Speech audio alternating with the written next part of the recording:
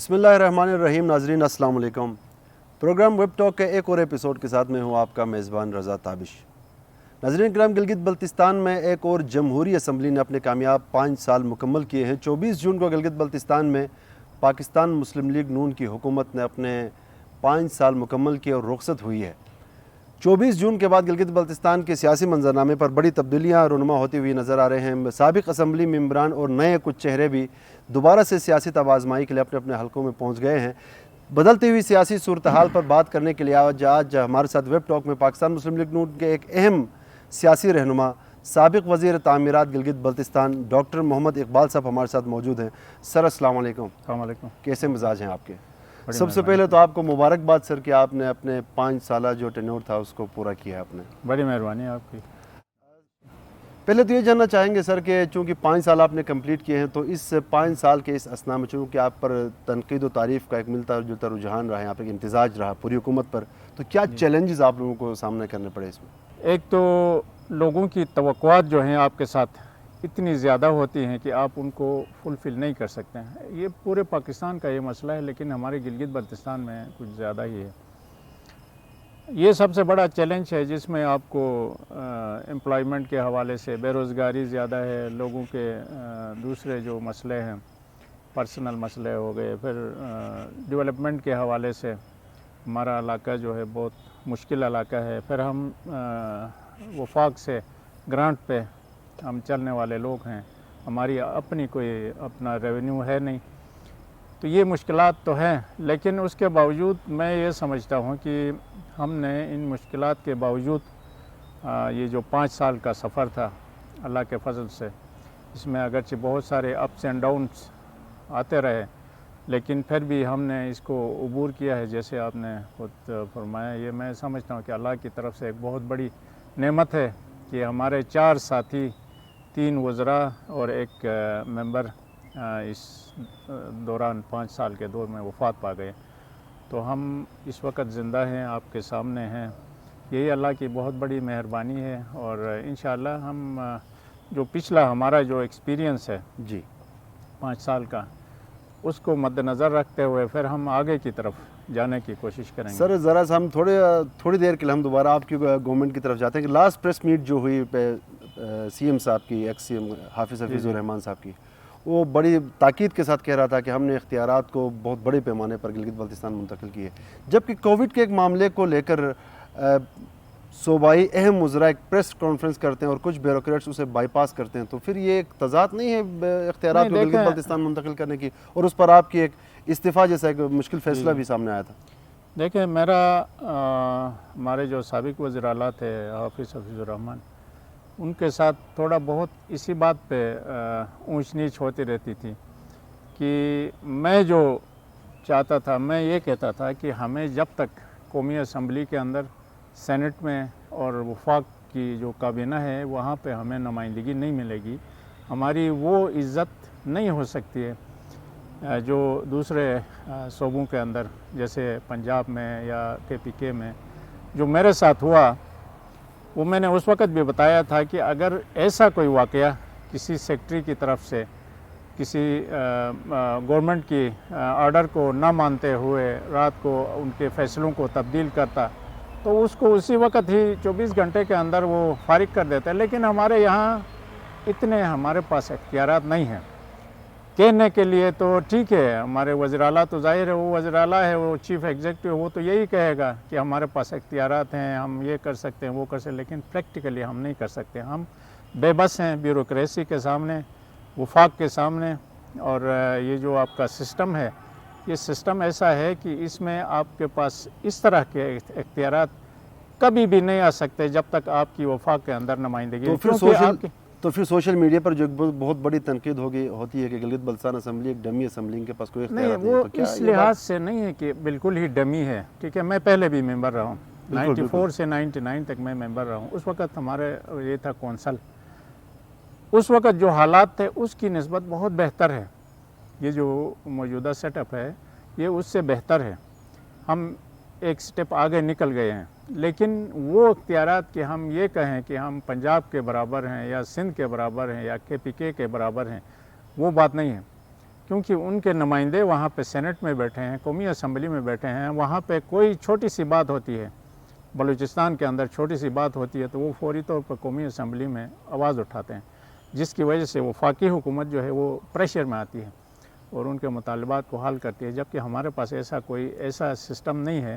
ہم یہاں جتنا بھی چیختے رہیں، ٹیلی ویژن کے اوپر ایک چھوٹی سی پٹی بھی نہیں آتی۔ لیکن ڈاکٹر صاحب ایک چیز کو تو آپ بھی بہتر طریقے سے جانتے ہیں کہ یونائٹڈ نیشن کے چارٹر کے مطابق ہم کشمیر ایشو کا ایک اہم حصہ ہے، جو کہ میں ایک سوال یہ کل پرسوں بھی میں کسی سے کر رہا تھا، اور اس کے مطابق جب تک کشمیر کا ایشو ریزالو نہیں ہوتا ہم صوبہ نہیں بن سکتے ہیں۔ بات یہ ہے نا کہ دیکھو اس چیز کو کیسے کلیئر کریں گے آپ؟ کشمیر ایشو کا حصہ کس نے بنایا؟ ہم نے تو نہیں بنایا، ہم نے تو آزادی حاصل کی تھی۔ آزادی کیوں حاصل کی تھی؟ ہم نے اس وقت ہمارے آباء و اجداد میں پاکستان میں شامل ہونے کے لیے آزادی حاصل کی۔ بالکل۔ اس وقت جو ہماری اسٹیبلشمنٹ تھی یا پاکستان کی حکومت، انہوں نے اس کو کشمیر ایشو کا حصہ بنایا صرف اس لیے کہ اس وقت یہ سمجھا جا رہا تھا کہ ابھی آنے والے وقت میں بہت جلد پلیبیسائٹ ہوگا، رائے شماری ہوگی، اور یہ علاقہ مل کر پاکستان کے فیور میں جاتا تھا، ووٹ زیادہ بنتے تھے، اس لیے یہ خود لے کر یونائٹڈ نیشن میں گئے۔ یہ تو ہم سے پوچھ کے تو کسی نے نہیں کیا تھا، ٹھیک ہے نا؟ اب اگر 70 سال سے کشمیر ایشو حل نہیں ہوا ہے اور ہم نہ ادھر ہیں نہ ادھر ہیں، تو کیا گارنٹی ہے کہ 70 سال مزید یہ ایشو کوئی کہہ سکتا ہے کہ کشمیر ایشو کب حل ہوگا؟ کوئی بتا سکتا ہے؟ تو ہم یہ کہتے ہیں کہ ہماری کیا غلطی ہے؟ دیکھو ہم نہ کشمیری ہیں، نہ ہمارا کلچر کشمیری ہے، نہ ہماری زبان کشمیری ہے۔ وہ تو ڈوگروں نے آ کے یہاں پہ قبضہ کیا تھا اور ہم نے ان کو نکال دیا، یہاں سے بھگا دیا۔ پھر ہم کس لحاظ سے، ہمیں تو یہ جو کہا جا رہا ہے کہ کشمیر کا حصہ نہیں ہے، کشمیر ایشو کا حصہ ہے، یہ ساری جو اصطلاحات ہمیں کنفیوز کرنے کے لیے گڑھی جاتی ہیں۔ ہم ان چیزوں کے خلاف ہیں۔ ہم یہ کہتے ہیں کہ ڈائریکٹ پاکستان ہمیں صاف صاف جواب دے دے ہم نے کیا غلطی کی ہے۔ ہم کہتے ہیں پاکستان کا حصہ بناؤ، ہم یہ نہیں کہتے ہیں کہ ہم علیحدہ ہونا چاہتے ہیں، اس میں کوئی غلط بات ہے۔ ہم اس ملک میں رہتے ہیں، ہمارا شناختی کارڈ پاکستانی ہے، ہمارا پاسپورٹ پاکستانی ہے، لیکن میں بحیثیت ڈاکٹر اقبال میں قومی اسمبلی کا ممبر نہیں بن سکتا ہوں۔ یہ میرا بنیادی حق ہے جس کو وائلیٹ کیا گیا ہے۔ ہم کہتے ہیں ہمارا بنیادی حق دے دو، ہمیں اس ملک کے اندر رہتے ہیں، اس کے فیصلہ ساز اداروں میں نمائندگی ہمارا انسانی بنیادی حق ہے۔ سر، آئینی حقوق کے معاملے کو لے کر آپ نے احتجاجاً اسلام آباد میں قومی اسمبلی کے سامنے اسمبلی اجلاس بلانے کی بھی بات کی۔ کیا آپ کی اپنی پارٹی قیادت نے آپ کے ساتھ نہیں دیا یا پھر کچھ ایسی قوتیں تھیں جو آپ کو پریشرائز کر رہی تھیں؟ پارٹی دیکھیں، اس بارے میں یہ جو آئینی حقوق کے حوالے سے پاکستان مسلم لیگ نون جو ہے اس کا کوئی کلیئر سٹانس نہیں ہے۔ انہوں نے نہ منشور میں اس کا کوئی ذکر کیا تھا، لیکن میں شروع دن سے، بلکہ الیکشن سے پہلے سے، جب Nawaz Sharif as prime minister آئے تھے اوپر سیرینا میں، وہاں سینکڑوں لوگ بیٹھے تھے، ان کے سامنے میں نے تقریر کی تھی۔ میں نے صرف ایک پوائنٹ پہ اس کو بتایا تھا کہ ہمارا جو سب سے بڑا مسئلہ یہ آئینی حقوق کا ہے، اور نوجوان نسل کے اندر اس حوالے سے فرسٹریشن بڑھتی جا رہی ہے، اور یہاں پہ جو نیشنلسٹ عناصر ہیں وہ مضبوط ہوتے جا رہے ہیں۔ تو یہ پاکستان کے مفاد میں نہیں ہے۔ آپ اتنے بڑے پروجیکٹ بنا رہے ہیں، سی پیک بنا رہے ہیں، دیامر بادشاہ، اس کے لیے یہاں کی جو عوام ہے ان کو مطمئن ہونا ضروری ہے۔ تو اس نے 27 عزیز کی جو سربراہی میں کمیٹی بنائی تھی اس وقت بنائی تھی، لیکن بدقسمتی سے اس کی جب سفارشات آ گئی اس کے بعد اس پہ عمل نہیں ہوا، اور وہ چیز جو ہے نا وہ چلتی رہی۔ تو پاکستان مسلم لیگ نون کا جو بھی ہو، لیکن میرا ذاتی جو میرا ایجنڈا تھا، شروع دن سے میں اس پہ بات کرتا رہا ہوں، چاہے میں وزیر تھا، چاہے میں وزیر نہیں تھا، اس سے پہلے بھی، الیکشن سے پہلے بھی، الیکشن سے کسی فورم پہ میں نے کوئی موقع ضائع نہیں کیا ہے، اور میں نے ہر فورم پہ، اور یہ میرا حق ہے۔ میں نے پارٹی کے اندر بھی کہا کہ میں اس پہ کھل کے بات کرتا ہوں، بے شک آپ کا جو بھی موقف ہو آپ ساتھ دے دیں یا نہ دے دیں، یہ آپ کی مرضی ہے، لیکن مجھے کوئی روک نہیں سکتا ہے کہ میں اپنے عوام کے لیے، لوگوں نے مجھے اس لیے ووٹ دیا ہے کہ میں ان کا حق کے لیے بات کروں، وہ میں کرتا رہا ہوں۔ ڈاکٹر صاحب، اب ذرا آپ کے اپنے پرسنل پولیٹکس حلقے کی سیاست پہ بھی تھوڑی سی بات کر لیتے ہیں، چونکہ جو کمنگ الیکشن ہے اس میں آپ کے حلقے سے جو فیڈرل میں سٹنگ گورنمنٹ ہے پاکستان تحریک انصاف، اس کا صوبائی صدر بھی لڑ رہا ہے، تو آپ اپنی پولیٹیکل پوزیشن کو کہاں دیکھ رہے ہیں؟ کیونکہ آپ نے 5 سال عوام کی خدمت کی ہے، یہاں پہ بیٹھے ہیں، عوام نے آپ کو مینڈیٹ دیا ہے۔ دیکھیں، اس میں میرے جو حلقے کے حساب سے یہاں پر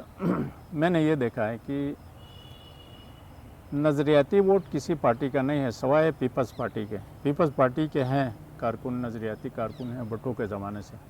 باقی اس کے بعد جو پارٹیاں آ گئی ہیں, کچھ اسلامی پارٹیاں تھیں, ان کے بھی وہ اب کم ہوتے جا رہے ہیں, بلکہ نہ ہونے کے برابر ہیں. مسلم لیگ ہو گئی, پی ٹی آئی ہو گئی, اس کی یہاں پہ کوئی ایز اے پارٹی کوئی وہ نہیں ہے, روٹس نہیں ہیں. لیکن ہوتا یہ ہے کہ جب وفاق میں حکومت آتی ہے تو لوگوں کا ایک اس کی طرف رجحان ہوتا ہے. یہ کوئی چھپی بات نہیں ہے, یہ حقیقت ہے.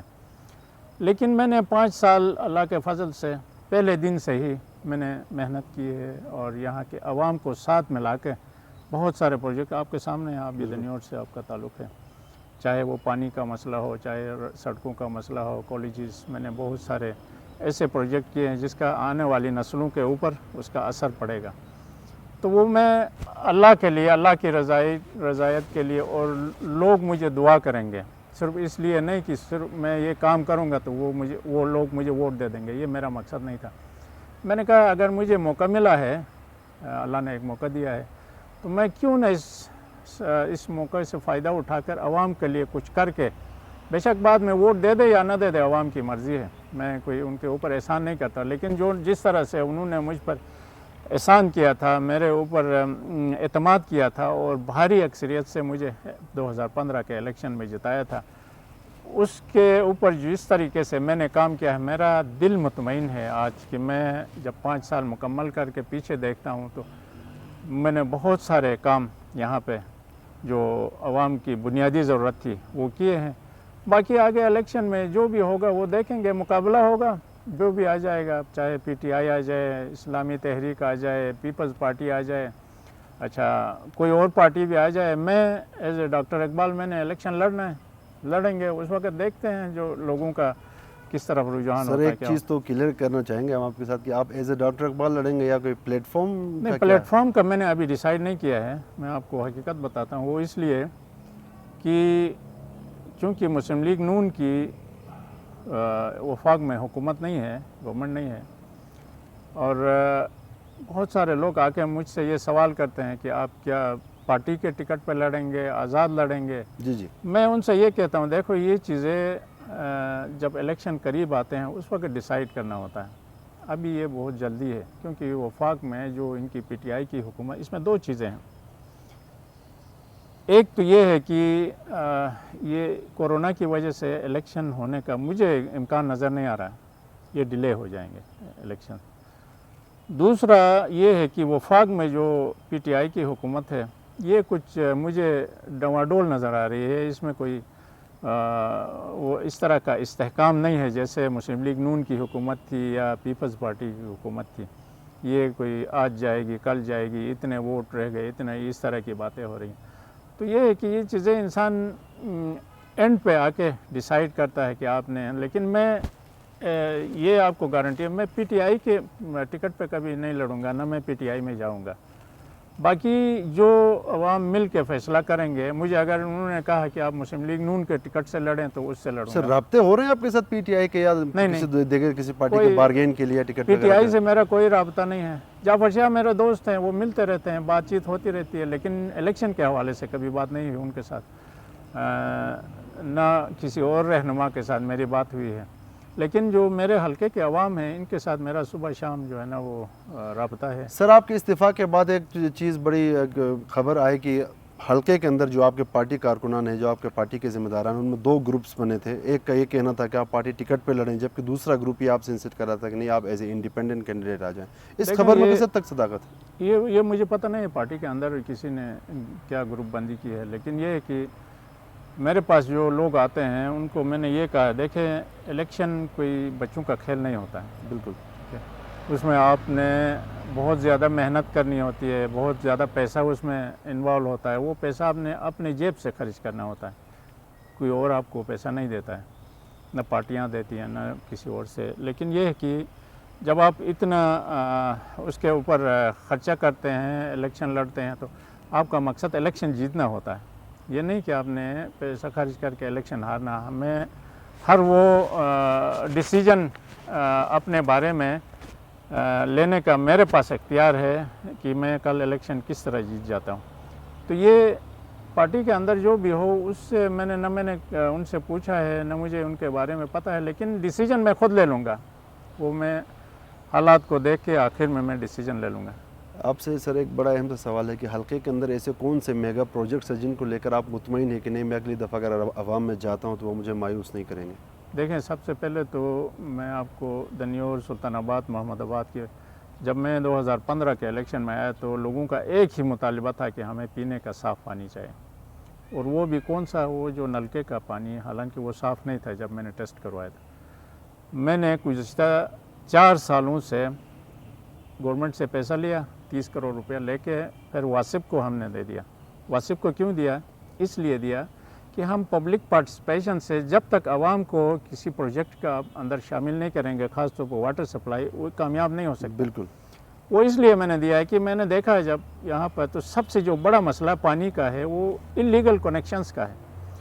آپ کی لائن یہاں سے جا رہی ہے، ہر کوئی آ کے لائن لگاتا ہے، کہتا ہے یہ گورنمنٹ کا ہے، کس سے لڑیں گے، کس کے خلاف آپ کیس کریں گے؟ ممکن نہیں ہوتا ہے۔ اس لیے میں نے جب واسف سے ڈسکس کیا تو انہوں نے کہا کہ ہم اپنے کنڈیشنز پہ کریں گے، لیکن یہ ہے کہ میں نے پوچھا کیا کنڈیشن؟ انہوں نے کہا کہ 3000 ہم فیس لیتے ہیں اور گھر تک کھدائی یا خود کرواتے ہیں یا اس کی پیسے لے کے ٹھیکیدار سے کرواتے ہیں۔ تو میں نے بیٹھ کے سوچا، میں نے کہا اگر یہ ہم کرتے ہیں ٹھیک ہے، میرے اوپر لوگ الزام لگائیں یہ گورنمنٹ کا پیسہ ہے، ہم سے پیسہ کیوں لیتے ہیں، جیسے ابھی کورٹ میں گئے کیس ہوئے۔ میں نے کہا ایک فائدہ ہوگا، ایک آدمی 3000 روپے بھی دیتا ہے، گھر تک کھدائی بھی خود کرتا ہے، تو اس لائن کی حفاظت بھی خود کرے گا، کوئی انلیگل کبھی بھی نہیں لگا سکے گا۔ اور آج کسی کے گھر میں آدھا انچ پانی ہے تو 20 سال بعد بھی وہی پانی ہوگا۔ اور یہ پانی ہم نے 16 کلومیٹر دور سے چشمے کا ٹیسٹ کیا ہوا ہے، گلگت بلتستان کا بلکہ پورے پاکستان کا بہترین پانی ہے۔ جو واسف والوں نے 3 لیبارٹریز انکلوڈنگ آغا خان لیبارٹری کے انہوں نے ٹیسٹ کروایا۔ تو یہ جب پانی گھر میں پہنچے گا، آپ کے یہاں پہ جو بیماریاں ہیں، ہیپاٹائٹس ہے یا دوسری ڈائریا کی ہے، یہ ٹائیفائڈ وغیرہ، یہ ساری ختم ہو جائیں گی۔ اس وقت یہ ابھی تکمیل کے مراحل میں ہے، 15 جولائی کو پانی پہنچ رہا ہے۔ میرا جو سب سے جو بڑا پروجیکٹ ہے، اس میں مجھے جو خوشی ہے وہ یہ ہے کہ یہ جب پانی لوگ پئیں گے تو مجھے دعا کریں گے لوگ کہ جس نے بھی یہ کیا ہے اس کو اللہ، تو یہ سب سے بڑی سعادت ہوتی ہے۔ مجھے بے شک ووٹ دے دیں نہ دے دیں، مجھے اس کی کوئی غرض نہیں ہے، لیکن لوگ دعا کریں گے، یہ میرا سب سے بڑا پروجیکٹ ہے۔ اس کے علاوہ میں نے یہاں روڈز، سڑکوں کا جال بچھایا ہے۔ وہ کیوں بچھایا؟ وہ اس لیے بچھایا ہے کہ جب آپ کے گھر تک سڑک ہوگی تو آپ کے وہاں سکول بھی آئے گا، ہسپتال بھی آئے گا، آپ کی مارکیٹ تک ایکسیس بھی ہوگی، ترقی ہوتی ہے، سڑک کے ساتھ ترقی ہوتی ہے۔ اس لیے میں نے اس پورے علاقے میں انکلوڈنگ بگروٹ کے، ہرامش کے، میں نے ہر جگہ سڑکیں بنوائی ہیں۔ اور تیسرا جو میرے جو میگا پروجیکٹ ہیں، آپ کے یہاں پہ کالجز، گرلز کالجز بنوائے ہیں میں نے، سلطان آباد میں، دنیور میں، ہوش کنداز، بگروٹ، ہرامش۔ یہ کیوں بنوایا؟ میں پوری دنیا میں پھرا ہوں، جس ملک میں، جس علاقے میں خواتین جب تک مردوں کے برابر نہیں آئیں گی، وہ ملک، وہ علاقہ، وہ قوم ترقی نہیں کر سکتی۔ اس لیے میں جب 1994 میں ممبر بنا تھا، یہاں ایک پرائمری اسکول نہیں تھا گرلز، میں نے اس وقت اسکول بنوایا تھا، ابھی میں نے کالجز بنوائے۔ میں یہی چاہتا ہوں کہ خواتین مردوں کے برابر آ جائیں، اور وہ جیسے آپ کا بنگلہ دیش ترقی کی، جیسے ملیشیا ترقی کی، جیسے ترکی ترقی کیا، میں نے ان کو اسٹڈی کیا ہے، وہاں پہ صرف اور صرف اس لیے ترقی ہوئی ہے، خواتین کو انہوں نے امپاور کیا ہے اور مردوں کے برابر۔ ایون بنگلہ دیش نے کانسٹیٹیوشن، اس وقت بنگلہ دیش جو ہے انڈیا سے بھی آگے نکل گیا ہے، اگر آپ دیکھیں تو ان کی اکانومی انڈیا سے آگے نکل گئی۔ وہ کیوں نکل گئی؟ انہوں نے کانسٹیٹیوشن کو چینج کر کے سیکولر بنایا، سیکولر بنا کے خواتین کو ایکول رائٹس دے دیے، مردوں کے دے دیا، تو خواتین نے آپ کو پروڈکشن، آپ کی ہر جگہ جو ہے نا خواتین نے کام کرنا شروع کیا، جس کی وجہ سے بنگلہ دیش ایک دم سے تیزی سے آگے نکلنا شروع ہو گیا۔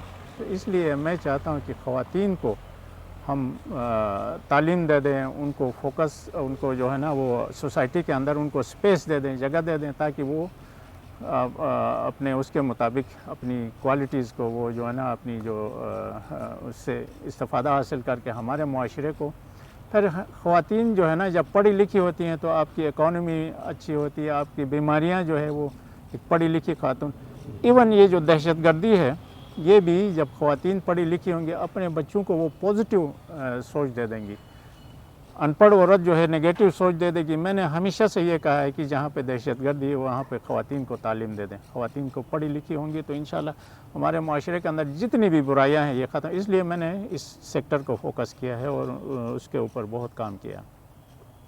और उसके अलावा बहुत सारे हमने, आपका ये सुल्तानाबाद ब्रिज 60 करोड़ का ब्रिज है। दनियोर के अंदर हमने बहुत सारे प्रोजेक्ट इस तरह से बगरोट में हर जगह छोटे मोटे प्रोजेक्ट जो है ना बनाए हैं। दनियोर की अगर हम बात करते हैं तो एक बहुत बड़ी आबादी के से नीचे रहती है, वहाँ तक सिर्फ सिवाय पानी भी अभी पहुँचा नहीं है, उसके अलावा इस सच कोई नज़र आने वाला आम आवाम चूँकि डिलीवरेंस चाहता है इस तरह का कोई? KKH से नीचे सबसे जो बड़ा मसला था वो पानी का था। KKH से नीचे जो आबादियाँ हैं वहाँ पर आप देखें तो ये आंखें देखें तो लोगों के लोग जो है ना ये बीमारियों का शिकार हैं, उन बेचारों को पता नहीं है। उनके लिए मैंने ये जो वासिफ का जो प्रोजेक्ट लाया सिर्फ उनके लिए, उसके अलावा कोई हल नहीं था। मैं अरबों रुपए लगाता फिर भी उन लोगों को पानी नहीं पहुंचना था। एक वो हो गया। दूसरा, ये जो शंगोट रोड है ये अब छोटा हो गया, इसके ऊपर चलना गाड़ियाँ, मैंने उसके मुतबादिल 33 फुट चौड़ा और उसके ऊपर तेज़ी से रेडियो पाकिस्तान से ग्रैंड गोडाउन तक, ये KKH से नीचे है। इसको KKH और शंगोट रोड को हमने डिवाइड किया है, सेंट्रल रोड उसका नाम रखा है। इसी तरह ये जो मचुकाल है यहाँ पर बहुत बड़ी आबादी है, उसके लिए रोड, उसके ऊपर काम शुरू हो गया। दूसरा रोड ये जो अपना ब्रिज से आगे वजह मचुकाल के अंदर ही नीचे की तरफ 2 रोड हैं जिनके ऊपर टेंडर हुआ है और काम शुरू हो गया। KKH से नीचे कोई महल्ला रह ही नहीं गया है कि मैंने वहाँ पर रोड नहीं बनवाया हो या वहाँ पे जो है ना ऐसा प्रोजेक्ट नहीं किया। सर आखिरी सवाल है, चूँकि आपसे प्रोग्राम का वक्त भी ख़त्म हो चाहता है, कि इंटरम गवर्नमेंट को लेकर CM साहब ने कहा था कि अगर जो नाम हमने तजवीज़ किए हैं या अगर हमसे कंसेंसस नहीं किया जाता है तो हम ये समझेंगे कि प्री पोल रिगिंग शुरू हो चुकी है। और बाद में इंटरम CM के अपॉइंटमेंट के बाद CM साहब का भी बयान आया और अपोजिशन लीडर का भी हमें एतमाद में नहीं लिया गया है। तो क्या वाकई में प्री पोल रिगिंग का आगाज़ हुआ है? मेरा नहीं ख्याल है कि ये देखें, इतनी थोड़ी बहुत तो हर वफाकी हुकूमत करती है, ठीक है ना।